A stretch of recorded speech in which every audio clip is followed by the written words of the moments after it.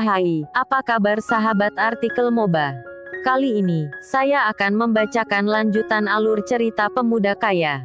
Tapi sebelum mendengarkan kisahnya, silakan cari posisi yang nyaman, jauhi keramaian, dan jangan lupa, pasang handsetnya. Dan inilah, lanjutan alur cerita penyamaran CEO perusahaan. Episode 171. Di episode sebelumnya, Kenshin yang ingin kembali berkata pada Pastif, tiba-tiba perkataan itu tertunda, ketika Pastif mendengar panggilan, yang berasal dari salah satu anak buahnya yang sedang melakukan pengawasan. Sesaat setelah itu terlihat, Pastif berpamitan pada Kenshin dan Tuan Nakamoto, lalu bergegas menemui anak buahnya tadi. Setelah menemui anak buahnya, terdengar saat itu, si anak buah berkata, bahwa baru saja, ada sebuah mobil jeep yang berhenti, tepat di ujung persimpangan sana, ucap anak buah Pastif, sembari menunjuk ke arah tempat berhentinya jeep tersebut. Sementara Pastif, mendengar ucapan itu, ia pun berkata, saat ini, kita belum bisa berbuat apa-apa, jadi terus awasi saja mereka, ucap Pastif. Sementara, di lokasi yang berbeda, tampak saat itu, Aditya yang sedang gusar, karena mengingat kembali perkataan ayahnya tadi. Di saat yang sama, Aditya pun menarik nafas panjang, lalu bergumam. Apakah ini berarti Papa tidak menginginkan aku untuk kembali, gumam Aditya. Singkat waktu, jarum jam telah menunjukkan pukul 10:30 malam. Terlihat saat itu, satu persatu para tamu-tamu yang datang, mulai meninggalkan kediaman Tuan Winata, begitu pula dengan Pak Albert. Melihat hal itu, Pastif pun segera memerintahkan anak buahnya untuk mengikuti mobil milik Pak Albert. Di sela itu, tiba-tiba terlihat mobil jeep yang tadi dimaksud oleh anak buah Pastif melaju dan mencoba untuk mendekati mobil yang ditumpangi Pak Albert. Melihat hal itu, anak buah Pastif pun berkata, "Bagaimana Pak, apa kita harus menghentikan mobil itu? Jangan dulu, saat ini kita belum tahu pasti apa yang ingin mereka lakukan. Lagi pula saat ini kita tidak punya bukti, kalau mereka adalah orang yang diutus untuk mencelakai orang tuanya Nona Jasmine." Mendengar ucapan itu, anak buah Pastif pun menganggukkan kepala, tanda mengerti dengan keinginan Pastif. Sementara, mobil jeep yang tadi telah mendahului mereka.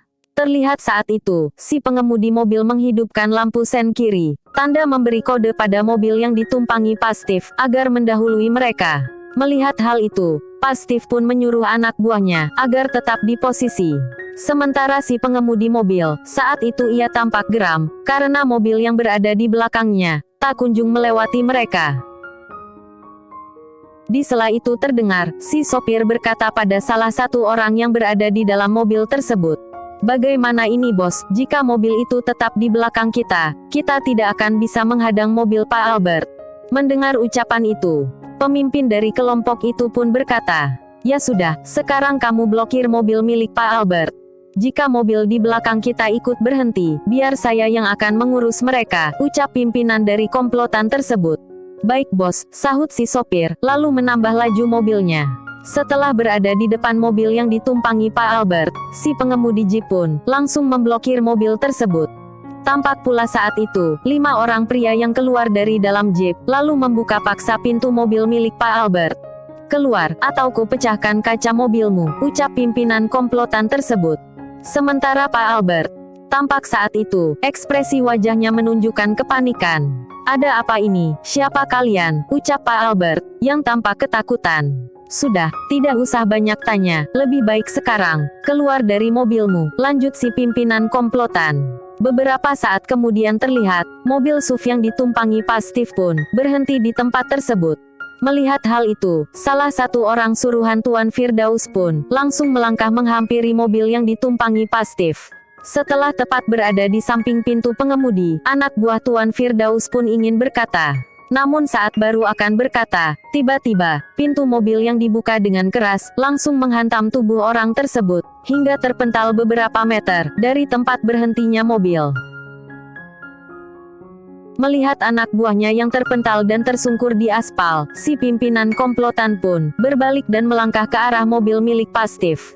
Namun baru beberapa langkah, tiba-tiba terlihat, Pastif dan si pengemudi mobil keluar dari mobil tersebut dan langsung menembak betis kelima anak buah Tuan Firdaus. "Cepat ringkus mereka," ucap Pastif pada anak buahnya. Di sela itu terlihat Pastif melangkah menghampiri Pak Albert, yang saat itu makin ketakutan, karena melihat kebrutalan Pastif, yang menembak kelima orang tersebut tanpa ada rasa ragu sedikit pun. Si siapa kalian? Tolong jangan bunuh saya, ucap Pak Albert, sesaat setelah Pastif berada di depan pintu mobilnya. Maaf Pak, silakan lanjutkan perjalanan, ucap Pastif. Mendengar ucapan itu, tanpa pikir panjang, sopir mobil Pak Albert pun langsung menginjak pedal gas dan bergegas pergi dari tempat tersebut. Sementara Pastif, setelah mengikat kelima anak buah Tuan Firdaus, yang saat itu meringis kesakitan akibat luka tembak yang mereka dapatkan, beliau pun langsung menghubungi Aditya. Selamat malam Tuan, orang yang ingin mencelakai Pak Albert telah kami lumpuhkan.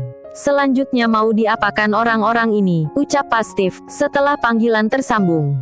Mendengar ucapan itu, Aditya pun berkata, bahwa mereka ke depan kediaman Tuan Firdaus, setelah berada di sana, segera hubungi saya, ucap Aditya. Baik Tuan, ucap Pastif, lalu menutup panggilan tersebut. Setelah itu terlihat, Pastif menyuruh anak buahnya, untuk mengemudikan mobil milik mereka. Sementara dia sendiri akan mengemudikan mobil jeep milik anak buah Tuan Firdaus. Sementara di kediaman Tuan Winata, terlihat saat itu Nyonya Winata yang tak sengaja menaruh kado yang diberikan oleh Aditya di antara kado yang diberikan oleh tamu yang datang. Di sela itu terlihat Tuan Winata yang saat itu pandangannya tertuju pada tumpukan kado tersebut. Ia tampak penasaran dengan kotak kado yang ukurannya paling kecil di antara kado yang lain. Saat itu, Tuan Winata melangkah mendekati tempat disimpannya kado tersebut, lalu diambilnya kotak kado yang berukuran kecil tadi. Dan alangkah kagetnya Tuan Winata saat melihat nama yang tertera di kado tersebut. Ma, ucap Tuan Winata, memanggil-manggil istrinya. Ada apa sih Pak, teriak-teriak, ucap Nyonya Winata, sembari melangkah menghampiri suaminya. Lihat Ma, ini kado dari Aditya, ucap Tuan Winata, yang tampak bahagia. Namun, tak berapa lama kemudian, wajah Tuan Winata seketika berubah sedih. Ma, kalau Aditya datang, berarti tadi dia dengar semua apa yang Papa katakan, ucap Tuan Winata, dengan wajah yang tampak menyesal. Mendengar ucapan suaminya, Nyonya Winata pun menarik nafas dalam, lalu berkata, makanya Pak, emosi itu dijaga. Benar loh yang tadi dikatakan papanya Kenshin. Aditya pergi itu karena emosi Papa. Coba dulunya Papa bicara baik-baik sama dia. Mungkin saat ini dia masih tetap berada di rumah ini, ucap Nyonya Winata, lalu kembali melanjutkan perkataannya. Coba sini kadonya, Mama mau lihat apa yang diberikan Aditya, ucap Nyonya Winata. Saat itu, Nyonya Winata membuka kado tersebut dengan perlahan. Isinya apa ya? Mama jadi penasaran, ucap Nyonya Winata, yang masih membuka kado tersebut. Dan alangkah kaget bercampur bahagia, saat Nyonya Winata melihat isi kado tersebut, yang ternyata adalah sebuah cincin berlian, seharga 1,5 miliar. Ya ampun Pak, lihat Pak, ucap Nyonya Winata, sembari menunjukkan cincin tersebut. Sementara Tuan Winata melihat cincin tersebut, ia pun tampak kaget, lalu berkata, coba sini Papa lihat, jangan-jangan barang palsu lagi, ucap Tuan Winata, sembari mengambil cincin tersebut. Kalau ini benaran asli, ngambil duit di mana anak ini, gumam Tuan Winata, sambil terus melihat cincin yang diberikan oleh Aditya. Di sela itu terlihat, Nyonya Winata kembali mengambil cincin tersebut. Sini Pak, mau asli atau palsu Mama enggak peduli, yang penting, Aditya beli pakai duit hasil keringatnya, pasti Mama terima, ucap Nyonya Winata. Sementara Tuan Winata, beliau masih meragukan keaslian dari kado yang diberikan oleh Aditya. Tampak saat itu, beliau seperti sedang memikirkan sesuatu. Sementara di lokasi yang berbeda, tampak saat itu, mobil jeep yang dikendarai oleh Pastif, telah sampai di depan kediaman Tuan Firdaus. Setelah memarkirkan mobil di depan gerbang rumah tersebut, Pastif pun segera bergegas melangkah ke arah mobilnya, yang berhenti agak jauh. Sesaat setelah masuk ke dalam mobil, terlihat si pengemudi mobil ingin menghidupkan mesin mobil tersebut. Namun tiba-tiba terdengar, Pastif berkata, tunggu, kita menunggu dulu di sini, ucap Pastif, lalu bergegas menghubungi Aditya, untuk memberitahukan hal tersebut. Sementara Aditya, setelah mendengar kabar yang dikatakan Pastif lewat panggilan telepon, ia pun langsung menghubungi Tuan Firdaus, namun dengan nomor yang berbeda. Sementara Tuan Firdaus, yang saat itu sedang menunggu kabar dari orang-orang suruhannya. Di sela penantian itu, tiba-tiba terdengar handphone miliknya berdering. Namun saat melihat nomor yang tak dikenalnya, Tuan Firdaus pun bergumam.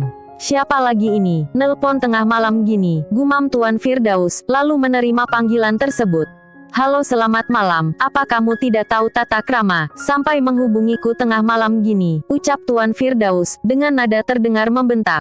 Mendengar ucapan itu, Aditya pun berkata, tidak perlu marah-marah, mending sekarang Anda lihat di depan gerbang rumah Anda, di sana ada hadiah menarik untuk Anda, ucap Aditya, lalu menutup panggilan tersebut. Mendengar ucapan itu, Tuan Firdaus pun langsung bergegas ke tempat yang dimaksud, dengan membawa beberapa orang anak buahnya. Sesampainya di depan gerbang, Tuan Firdaus pun tampak heran, saat melihat salah satu mobil milik anak buahnya, yang terparkir rapi, tepat di samping gerbang rumahnya.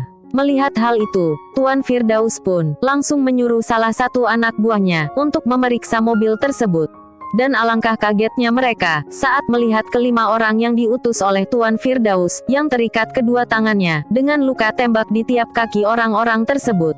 Melihat hal itu, Tuan Firdaus pun langsung menghubungi nomor yang barusan menelponnya. Sementara Aditya, yang saat itu menunggu panggilan tersebut, ia pun tersenyum saat melihat panggilan masuk, yang berasal dari Tuan Firdaus. Halo, bagaimana, apa Anda sudah melihat hadiahnya, ucap Aditya, setelah panggilan tersambung. Siapa kamu, ucap Tuan Firdaus, dengan raut wajah terlihat emosi.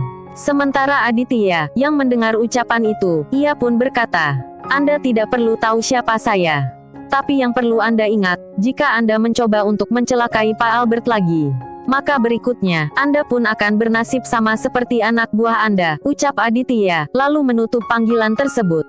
Halo, sialan, siapa orang ini, gumam Tuan Firdaus yang tampak geram.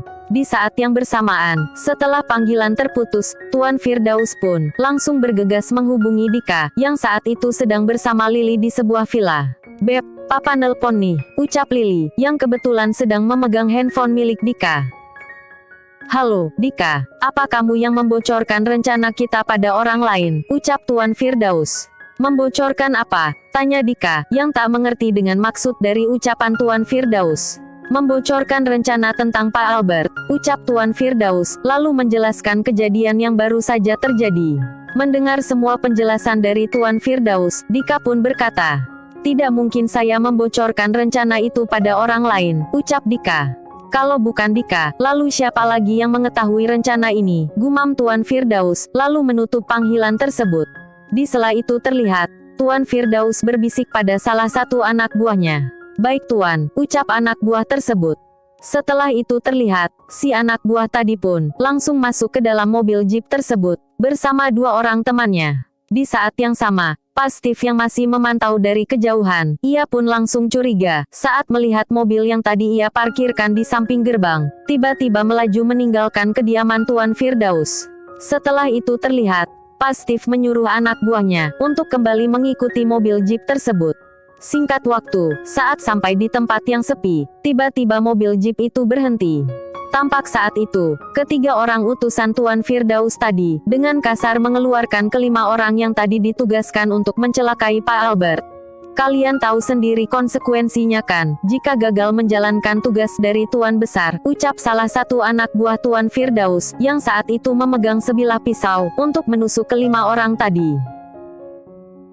Namun, baru saja akan melakukan niatnya.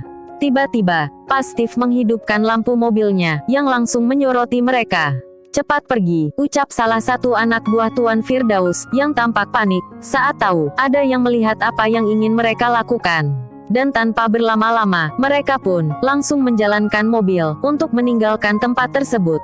Sialan, siapa orang tadi, ucap salah satu anak buah Tuan Firdaus. Ingat, kejadian ini jangan sampai diketahui oleh Tuan Besar, jika tidak, kita bertiga akan bernasib sama seperti mereka tadi, ucap salah satu orang suruhan, yang saat itu tengah mengemudikan mobil dengan kecepatan tinggi. Sementara Pak Steve, tampak saat itu, ia dan anak buahnya, melangkah menghampiri kelima pria, yang tadi sempat mereka lumpuhkan. Melihat kehadiran Pak Steve, kelima orang itu pun tampak ketakutan. Saat itu, mereka seperti sudah pasrah jika akan dibunuh oleh Pastif. Jika ingin hidup, jangan berbuat macam-macam, ucap Pastif, sambil membuka ikatan tangan mereka. James, bantu aku membawa mereka ke mobil, ucap Pastif, pada anak buahnya, yang diketahui bernama James. Setelah memasukkan kelima pria tersebut, Pastif pun kembali melakukan panggilan pada Aditya. Halo, selamat malam Tuan, ucap Pastif, setelah panggilan tersambung. Ya, selamat malam, sahut Aditya. Setelah itu terdengar, Pastif kembali berkata, maaf Tuan, saat ini saya sedang bersama orang-orang yang tadi ingin mencelakai orang tua Nona Jasmine, ucap Pastif, lalu menjelaskan secara detail perihal kejadian tadi. Mendengar semua penjelasan dari Pastif, Aditya pun berkata, kurang ajar, bisa-bisanya dia ingin menghabisi anak buahnya sendiri, ucap Aditya, yang tampak geram saat mendengar semua penjelasan tadi. Setelah itu terdengar lagi, Aditya berkata, cepat bawa mereka ke rumah sakit, dan tolong rahasiakan dulu semua ini, ucap Aditya. Mendengar ucapan itu, Pastif pun berkata, tapi Tuan, jika mereka kita bawa ke rumah sakit, pasti pihak rumah sakit akan menghubungi polisi, dan melaporkan tentang kejadian ini, karena ini adalah luka tembak, ucap Pastif. Mendengar ucapan itu, Aditya tampak bingung, dan tak berkata apa-apa. Bagaimana Tuan, ucap Pastif. Di sela itu, tiba-tiba terdengar, pimpinan komplotan tadi pun berkata, bawa saja kami ke tempat ini, ucap si pimpinan komplotan, sembari menyebutkan nama lokasi. Setelah itu terdengar lagi, si pimpinan komplotan yang diketahui bernama Ali berkata, kalau soal urusan dengan polisi, saya janji tidak akan melibatkan kalian. Aditya yang juga mendengar ucapan itu, ia pun berkata pada Pastif untuk memberikan handphonenya pada Ali, karena ada yang ingin ia bicarakan. Lalu, bagaimana kelanjutan kisahnya? Nantikan di episode selanjutnya.